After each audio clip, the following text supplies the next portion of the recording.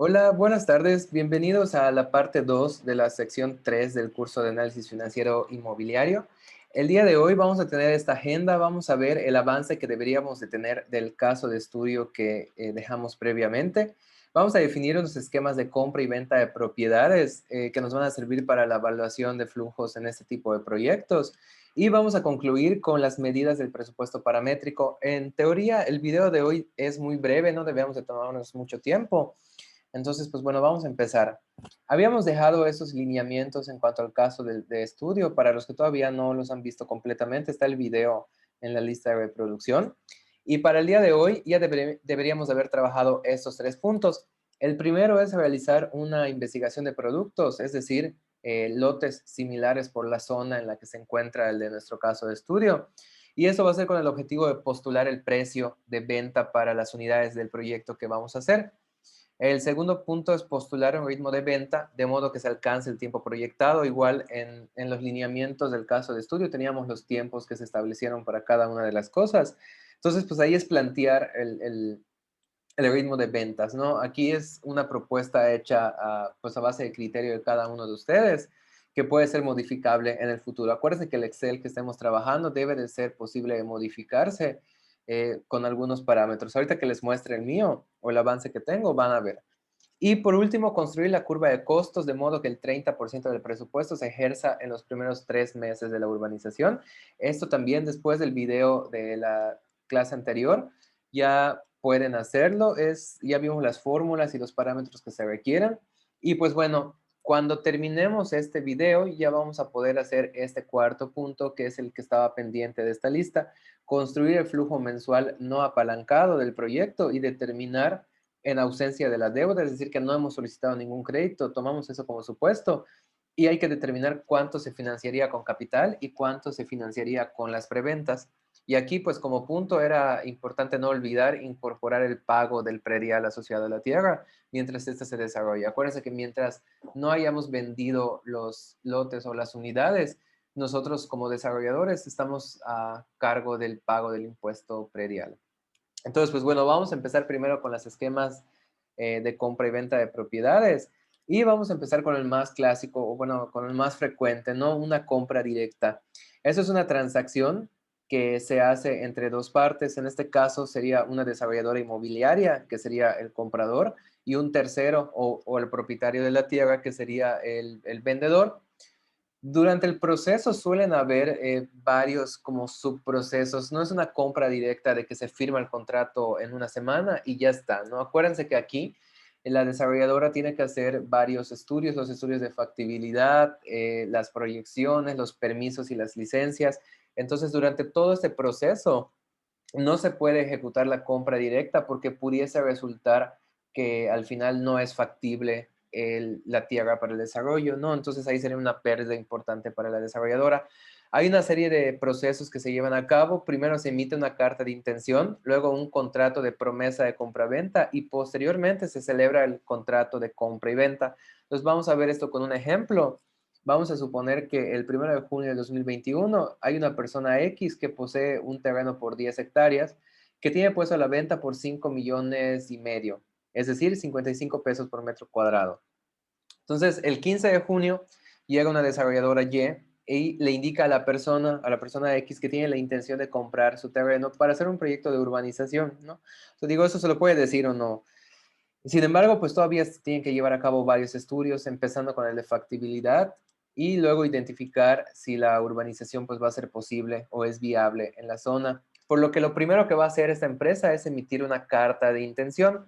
Esta carta de intención se firma pues la inmobiliaria con el vendedor y genera cierta responsabilidad para el vendedor según lo pactado. Aquí se hacen las condiciones en la carta y pues bueno, al firmarla la idea es que la desarrolladora Y adquiere prioridad sobre la venta en caso de que hubieran otros interesados. Como no se va a llevar a cabo la venta de manera inmediata, o sea, estamos hablando de que estamos el 15 de junio, no es como que se vaya a comprar a la semana siguiente, ¿no?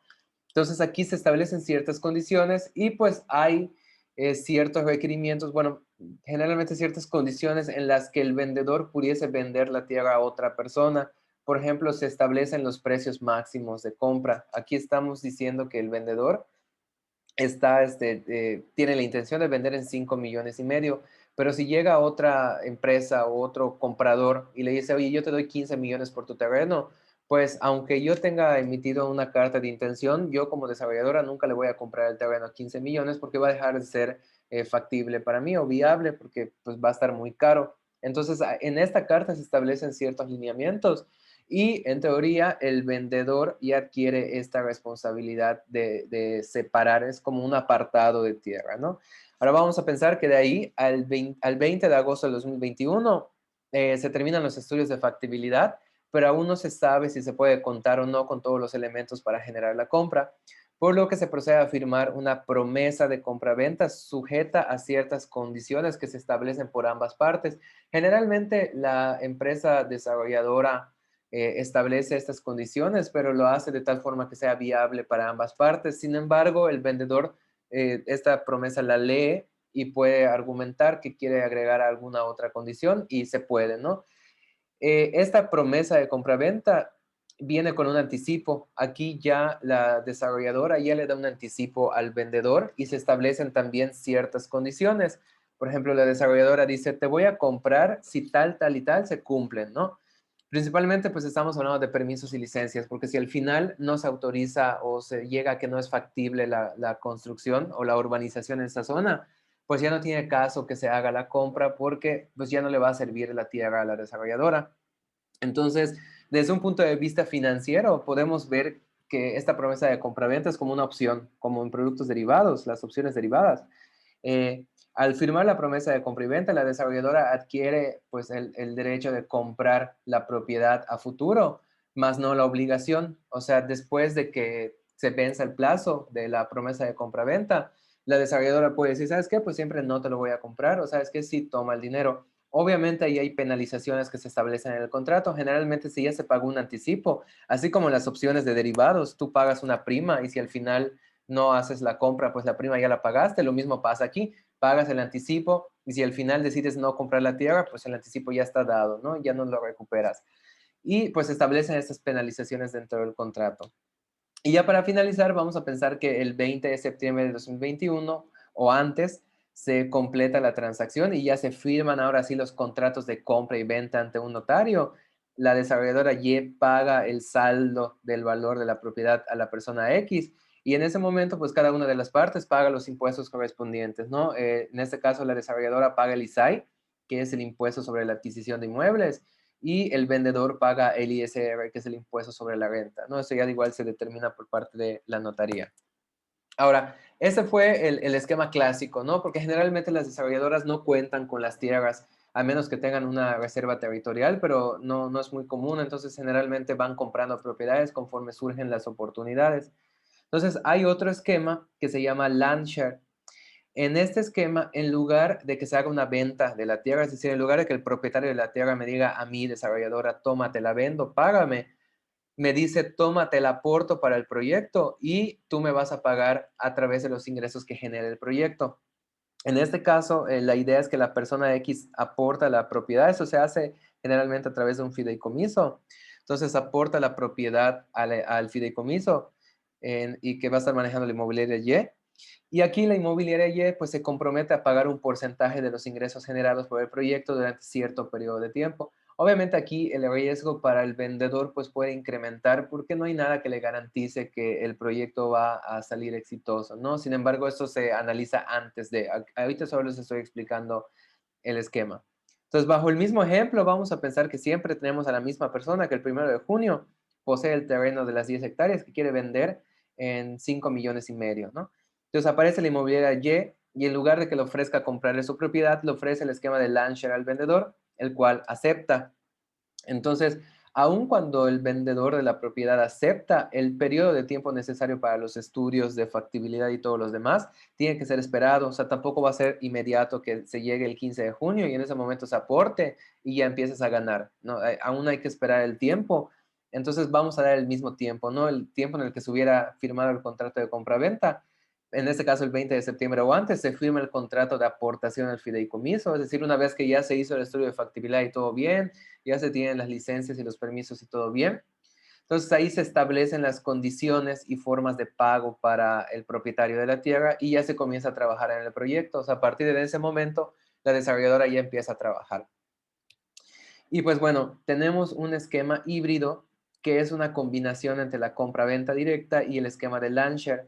Bajo este esquema, el propietario sí recibe un pago monetario al momento de hacer la aportación. En el Landshare no. En el Landshare se hace la aportación y hasta que el proyecto empieza a generar ingresos, el propietario ya empieza a cobrar parte de esos ingresos. En el esquema híbrido, perdón, el propietario al momento de aportar la propiedad al fideicomiso recibe un pago por concepto de la propiedad y adicional, cuando el proyecto empieza a generar ingresos, va a recibir un porcentaje de estos ingresos. Obviamente ese porcentaje va a ser mucho menor a que si fuera un land share puro. En este caso no les puse el slide, pero en la práctica, cuando se trata de un esquema de land share, aproximadamente se paga entre el 15 y el 20% de los ingresos generados por el proyecto al propietario. Y cuando es un esquema híbrido, se paga entre el 10 y el 15%. Aquí depende mucho de las negociaciones que se hagan pues entre las dos partes, ¿no? Entre la desarrolladora y entre el propietario. Pero esos son los porcentajes que están en promedio en la práctica.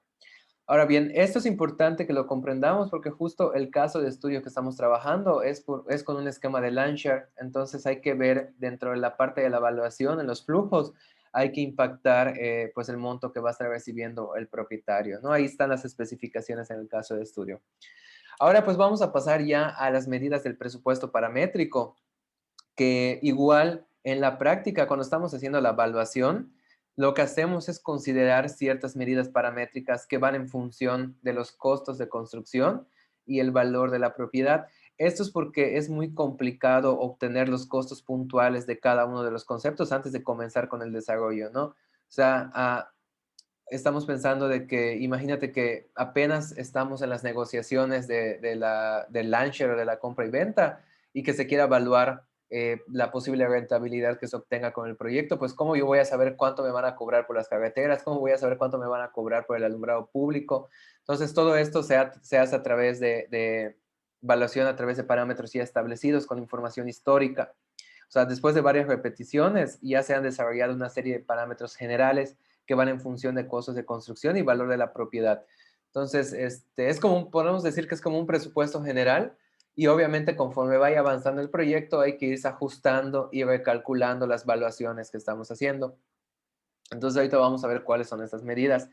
Comenzamos con los honorarios del desarrollador. Aquí en este caso, la empresa desarrolladora que va a hacer el proyecto se compromete a la ejecución del proyecto y generalmente cobra un porcentaje de los ingresos como utilidad por esas actividades. Este porcentaje puede ir del 3 al 5% en la práctica de los ingresos generados. Bueno, aquí no se los puse, pero es sobre los ingresos generados. O sea, sobre el ingreso que genera el proyecto, del 3 al 5% lo va a cobrar la desarrolladora por honorarios de la desarrolladora, ¿no? Porque pues al final nadie trabaja gratis. Por ejemplo, si tenemos un proyecto de urbanización que consta de 50 lotes con un valor de 350,000 cada uno, en total se va a recaudar, bueno, bajo el supuesto de que se vendan los 50 lotes, se va a recaudar 17 millones y medio. Entonces, suponiendo que el desarrollador cobrará 4% masiva sobre los ingresos, al final del proyecto, este desarrollador habrá obtenido ingresos por 700,000 pesos masiva, ¿no? Que es el porcentaje sobre los ingresos generados. En la práctica, estos ingresos se cobran conforme avanza el proyecto. O sea, no es tanto así como que al final, después de que ya vendí todo, cuánto se hizo, ahora págame, sino que conforme se va vendiendo, se va cobrando este 4%, generalmente de manera mensual. Ahora, otra medida son los honorarios del equipo de ventas. Aquí las personas encargadas de comercializar los lotes que son resultado del proyecto, pues son compensadas a través de comisiones. Eh, Cada vez que se lleva a cabo una venta, el vendedor recibe una comisión, ¿no? Entonces, esa comisión se establece como un porcentaje del valor del lote. En este caso, dependiendo de la zona, esto es muy variable, puede ir desde el 12, perdón, desde el 2 hasta el 15% masiva. Por ejemplo, en Ciudad de México he escuchado de rangos que se paguen de comisión del 2%. Y por otro lado, por Cancún, Sí he llegado a escuchar datos un poquito atípicos que incluso pasan el 15%, pero no es que así sea en la práctica, ¿no? Sino que igual depende mucho de la magnitud del proyecto y si es residencial, si es medio, si es social. Entonces, podemos decir que el rango va entre 2 y el 15%. Aquí en Yucatán he escuchado mucho entre el 5 y el 6%, pero no quiero acortar más. Vamos con este rango definido, ¿no?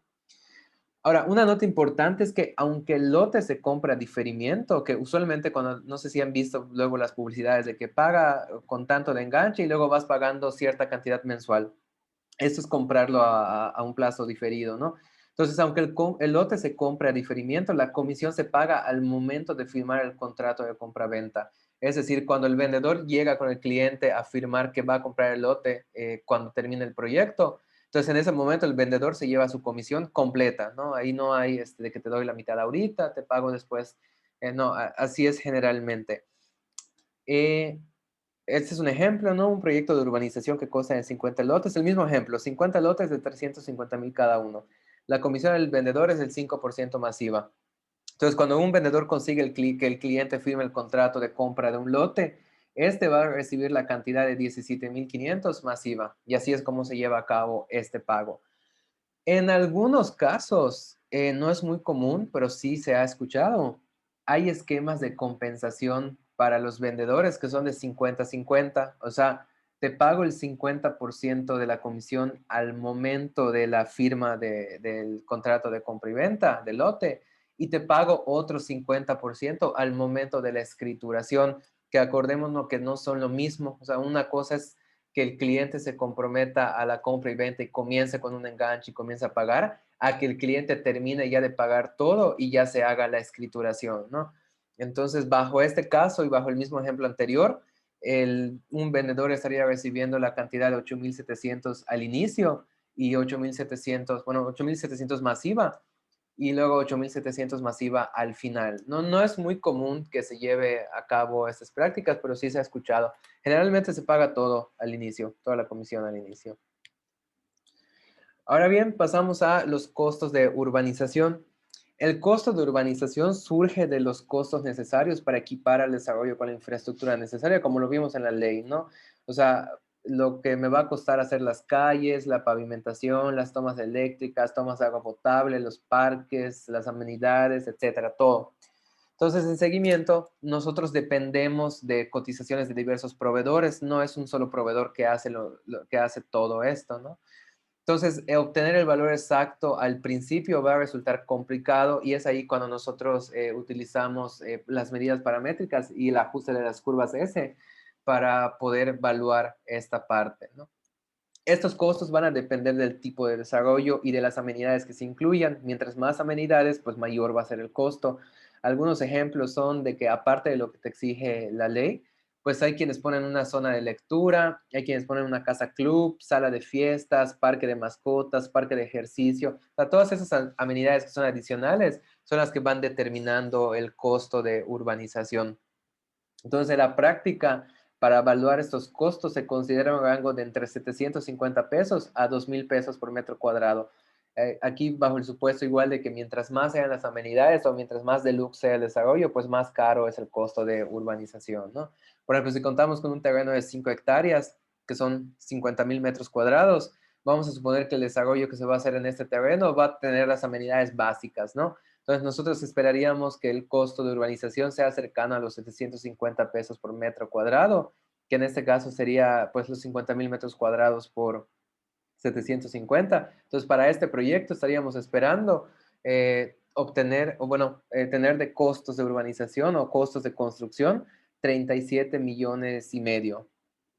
Y pues bueno, igual nos sirve como una medida porque si sabemos que el costo de construcción es de 750, pues igual nos sirve para determinar el precio de venta. O sea, yo no voy a vender lotes a 600 pesos el metro cuadrado si yo sé que construir me va a costar 750, ¿no? Entonces, de entrada lo tengo que vender más alto y ahí voy midiendo cuál va a ser la utilidad que yo voy a tener. El pago del ISAI, está la ley también, en la ley del impuesto sobre la adquisición de inmuebles, se pueden consultar las bases para el cálculo y aquí les dejo un link de ejemplo, que es en Ciudad de México, ¿no? nos vienen los lineamientos. Es un poco parecido al impuesto predial, ¿no? El límite superior, límite inferior, una cuota fija y un factor sobre el excedente.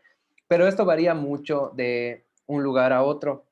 Entonces, para efectos de este cálculo, se suele considerar que el ISAI representa el 3% sobre el valor del terreno, más un 0.5% sobre el valor del terreno por concepto de la notaría. O sea, aquí son dos que están relacionados. Son la notaría, que es la que se encarga de toda esta parte, que recibe aproximadamente el 0.5%, y el valor del impuesto, que es del 3% aproximadamente, ¿no? Para efectos de evaluación, esto utilizamos, pero puede ser que luego lo tengamos que ajustar con lo que esté sucediendo en la realidad, ¿no? Luego tenemos el proyecto ejecutivo, pues que se trata de todo lo relacionado a la construcción, los planos arquitectónicos necesarios, el diseño de la notificación, etcétera. En la práctica, este proyecto ejecutivo es representado por un rango de entre 2 y 3% del costo de la construcción. Es importante tener en cuenta esto porque hay algunos que van sobre el valor de la propiedad y hay algunos que van sobre el costo de construcción y hay algunos que van sobre los ingresos generados. Entonces hay que tener bien mapeada esta parte. Luego los permisos y las licencias. Los permisos y las licencias suceden al principio del desarrollo, pero no en un solo mes, por lo que estos costos también se tienen que cargar en este periodo. Y de aquí ya vamos viendo por qué se pide que la curva S sea cargada en los primeros meses, porque es cuando se está desembolsando más, es cuando se está pagando los permisos y las licencias, los anticipos a los proveedores, los contratistas y todo esto, ¿no? Entonces, en la práctica, el costo o la parte de permisos y licencias va en función de la superficie del terreno y los costos de la construcción. Generalmente los vamos a representar con un 3% sobre los costos de construcción. Y pues bueno, lo mismo, esto se va a ir ajustando de acuerdo a conforme vaya avanzando el proyecto, pero partimos con un 3% sobre costos de construcción. Entonces, y bueno, con esto estamos terminando la parte de las medidas paramétricas y con esto ya podemos abarcar el cuarto punto del caso de estudio, que es construir el flujo mensual no apalancado. Y ya con el siguiente video, la parte 3, que va a ser ya la parte final, vamos a poder hacer todo lo que nos queda, ¿no? Que es presentar el flujo de efectivo anual, hacer el análisis de sensibilidad, calcular indicadores y concluir brevemente cuáles son los parámetros de rentabilidad del proyecto. Entonces, antes de finalizar, vamos a ver un poquito el avance que yo he tenido en el archivo de Excel. Bueno, no les voy a mostrar todo todavía, pero me interesa mostrarles el ajuste de la curva S. Aquí obviamente pues no les estoy mostrando los valores porque la idea es que vayan jugando ahí con esos valores. Lo que sí les quiero dar unas sugerencias. Yo construyo una malla que generalmente va por un largo periodo de tiempo. En este caso, 10 años. Acuérdense que los proyectos pueden cambiar de plazo. Hay proyectos que pueden ser en 3 años, 5 años, 8 años, depende. Entonces yo construyo una malla pues con un periodo de tiempo considerable para que esta misma malla me vaya sirviendo para ir evaluando, ¿no? En caso, si después quiero cambiar de proyecto o evaluar un proyecto diferente con características similares, solo actualizo los valores y se va actualizando en automático. Entonces aquí podemos ver, esto está en función de los tiempos que establecimos en el caso de estudio. Déjenme ver, por aquí está. Ajá, en función de estos tiempos, la urbanización de la tierra es del mes 10 al mes 27. Entonces podemos ver que a partir aquí del mes 10 hasta el mes 27 vemos cuánto se está generando de construcción. Entonces acuérdense que la curva S nos da el costo acumulado sin dimensión, o sea, va de 0 a 1. Entonces aquí por eso lo tengo en porcentajes. Tengo el costo acumulado y luego tengo el costo por periodo, que es el que calculábamos en los ejemplos de la curva S. Y pues al final simplemente tengo que multiplicar esto por el costo del total del proyecto, que bueno, igual también en los lineamientos nos dice que se va a requerir una inversión de 1,000 pesos con el IVA incluido. Y así yo obtengo cómo se está comportando los costos de construcción a lo largo de la duración del proyecto, ¿no? Esto es de manera gráfica, así se ve. En ese caso no está quedando tanto como una S, pero bueno, partimos de lo mismo, ¿no? De las curvas S. Luego yo también tengo creado una hojita para la parte del impuesto predial. Aquí solamente copié los parámetros porque lo tengo formulado todo. Y esta es la hoja importante que deben de estar trabajando ustedes. Son como los controles del Excel. O sea, yo a través de esto voy a estar evaluando este proyecto y a través de esto se hacen los análisis de sensibilidad. Aquí tenemos todo lo configurable y yo estoy marcando, algo que suelo hacer es que marco en amarillo los parámetros que pueden cambiar para que se actualice en automático todo el archivo de Excel, que es lo que les comentaba. Yo les sugería que conforme vayan haciendo su archivo, vayan automatizándolo, porque por ejemplo, ahorita tenemos que la superficie es de 100,000 metros cuadrados, pero si tengo un proyecto similar que tiene una superficie de 200,000 metros cuadrados, entonces lo actualizo aquí y todo va a cambiar en función de eso, inclusive la parte de los flujos. Entonces aquí yo tengo puesto todo, tengo puesto los parámetros que se pueden modificar, estos otros son calculados. Tengo la parte de los pagos. Ese es el esquema de pagos que también se nos da en los lineamientos. Es un enganche del 20%, se difiere el 30% y en contraentrega el otro 50%. Los tiempos establecidos, aquí está, va en función de los meses, ¿no? Adquisición del terreno mes 1, pago del ISAI mes 1, proyecto ejecutivo inicia en el mes 1 y termina en el mes 9, y así para todo. Y la parte de los egresos, los honorarios del desarrollo, comisiones de ventas, mantenimiento por metro cuadrado, o sea, todo lo que está en las especificaciones lo tengo puesto en esta pestañita, ¿no? Y pues esto me va a servir para la evaluación. Ahora, pasamos a la parte de los flujos y esta va a ser su trabajo fuerte para este caso de estudio. ¿Cómo tengo estructurado esto? Yo lo tengo puesto en la misma hoja, pero ustedes pueden elegir, o sea, ustedes tienen libertad de hacerlo como ustedes gustan. Al final es como mejor se les acomode para trabajar, pero comienzo de nuevo con mi malla de 10 años y comienzo con absorción, ¿no? ¿Cuánto se espera vender al mes? Bueno, esta ya es la parte de que va a atacar este punto, ¿no? Construir el flujo mensual. Entonces, ¿cuánto se espera vender cada mes? ¿Cuánto se espera de manera acumulada? El inventario que tenemos, el porcentaje de inventario desplazado. Y pues todas estas fórmulas es las que les digo que se debe de poder ajustar. Por ejemplo, ahorita va en función de los 50 lotes, pero si yo le pongo después, no sé, que tengo 70 lotes, entonces eso se debería de actualizar con base en esos 70 lotes, ¿no? Si yo le cambio la absorción mensual y digo que ahorita espero vender 6 al mes, entonces, pues aquí ya se debe de ajustar al 6, ¿no? Y todo va cambiando. Entonces, pues bueno, comienzo con esa parte. Y una vez que ya tenemos esta, que es lo que nos va a servir para toda la evaluación, me paso a la parte de los ingresos.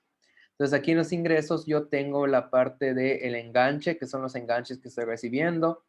Tengo lo que se me tiene que pagar en saldos diferidos, lo que se me tiene que pagar en contraentrega y lo que sean ventas directas, ¿no? Entonces, todo esto va a ser construido en función del ritmo de ventas que ustedes plantearon. En este caso, yo estoy planteando que voy a estar vendiendo 2 por mes y así va generándose esta tablita, ¿no? Y de aquí lo mismo, esto está configurado para que vaya en función de todos los tiempos. Por ejemplo, las ventas tengo puesto que comienzan en el mes 6. Si yo le cambio y digo que las ventas comienzan en el mes 3, entonces aquí ya me aparecen valores de las ventas para el mes 3. Si yo le cambio y le digo que comienza en el mes 9, entonces se ajusta el flujo y empiezo a tener ingresos hasta el mes 9. Entonces, todo esto es lo que tienen que estar configurando, ¿no? Entonces, una vez que ya tenemos todos los ingresos, calculamos el total. Y pues bueno, ya vemos que para este proyecto vamos a generar 195 millones de pesos. Ahora me voy a pasar a la parte de los gastos y eso es lo que les digo, que si a ustedes se les hace más cómodo, lo pueden hacer en otra hoja. Yo lo hago en la misma porque se me hace más fácil. Y pues en los gastos que tenemos, tenemos el land share, tenemos el ISAI, el mantenimiento, o sea, todo lo que viene especificado aquí está en esta evaluación. Y de nuevo, en las primeras columnas estoy sumando todo lo de los periodos y aquí se tiene que poder generar con base en los periodos. Por ejemplo, el land share comienza a partir del mes 6. Acuérdense que el land share va igual en función de los ingresos generados. Entonces, si yo empiezo a generar ingresos en el mes 6, pues en ese momento empiezo a pagarle al propietario el concepto de land share, ¿no? Pues eso sería técnicamente el valor de la propiedad al final del proyecto. O sea, de poderlo haberlo vendido a cierta cantidad, eso es lo que recibiría. El ISAI, en este caso se especifica que se paga en el mes uno. El mantenimiento, allá se especifica que igual se está pagando, entonces hay que ir generando el mantenimiento de manera automática y pues luego cambia, ¿no? Porque va a haber cierto punto en el que ya no vamos a tener tantos lotes porque se empiezan a entregar y todo esto hay que impactarlo, ¿no? Costo de construcción, todo esto está construido con el presupuesto paramétrico que les di en la presentación. O sea, lo que se especifica en los lineamientos del caso de estudio, pues se utiliza y lo que no, aquí está lo que se emplearía o los rangos que se emplean en la práctica, ¿no? Entonces, todo eso lo tienen que utilizar para construir esta parte y al final ya se construye el flujo de efectivo no apalancado. Aquí no estoy impactando nada de crédito, estoy meramente con gastos. Entonces, aquí yo ya construyo el flujo que simplemente es tomar los ingresos del periodo menos los gastos del periodo. Y ahí voy generando pues cada uno de esos flujos al mes, ¿no? Entonces, esto es lo que ya me sirve. Digo, al final yo les voy a dar la solución, ahorita lo tengo tapado porque quiero que le piensen un poquito, pero al final ese flujo es el que nos va a servir para determinar cuánto es el capital requerido para la construcción o bueno, para el proyecto en general y cuánto es lo que se tiene que hacer con preventas. Entonces, hasta aquí termina lo que tenemos que hacer en este punto, perdón, en este punto de aquí. Y ya a partir de la siguiente clase vamos a ver ya todo lo demás, que aquí todavía lo que yo le voy a agregar, bueno, lo que les voy a mostrar es la parte del crédito. Acuérdense que va a haber un crédito cuenta ahí que está en las especificaciones. Entonces, igual si quieren adelantar esta parte, lo que tendrían que hacer ahora, acuérdense que el crédito puente va en función de la TIE. Entonces, bajo su mejor criterio de actuarios, lo que tienen que hacer es descargar el valor histórico de la TIE y tenemos que generar un indicativo de cómo podría comportarse la TIE a lo largo de todos estos periodos, ¿no? La idea es que sea a lo largo del proyecto. Yo, como tengo una malla de 10 años, igual lo puedo poner a lo largo de los 10 años, pero al final acuérdense que independientemente de cualquier herramienta que usen, ya sean promedios móviles, modelos ARIMA, Holt Winters, Holt exponencial, lo que ustedes quieran utilizar, nosotros cuando obtenemos pronósticos solo son válidos para un periodo de tiempo corto. Entonces estamos hablando de que aunque yo genere 10 años de pronósticos de la TIE, pues obviamente no se va a cumplir. Sin embargo, esto es indicativo únicamente, acuérdense. Entonces, obviamente se va a ir actualizando también con el tiempo. Y para efectos de evaluación, pues nos sirve. Entonces, eso pueden hacer de momento. Si ya tienen hasta aquí, descárguense el histórico de la TIE y pónganse a pronosticarla de manera mensual o más bien a generar este indicativo de manera mensual para que veamos cómo se va a comportar la parte del crédito. Pues de momento, esto sería todo por hoy. Pueden seguir trabajando en esta parte y nos vemos en el siguiente video ya para finalizar esta sección. Gracias por ver hasta aquí y nos vemos.